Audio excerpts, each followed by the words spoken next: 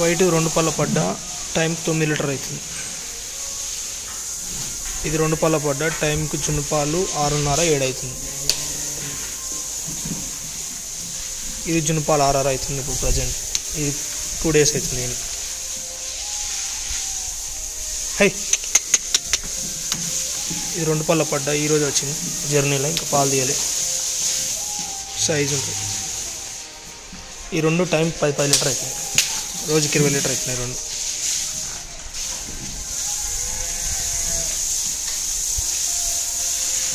హే time 10 litre పక్క guarantee. ఇది time 10 9:30 పక్క. ఆవులు ఇది పడ్డ, ఇవన్నీ పడ్డలు. ఇది ఈరోజే డెలివరీ అయింది.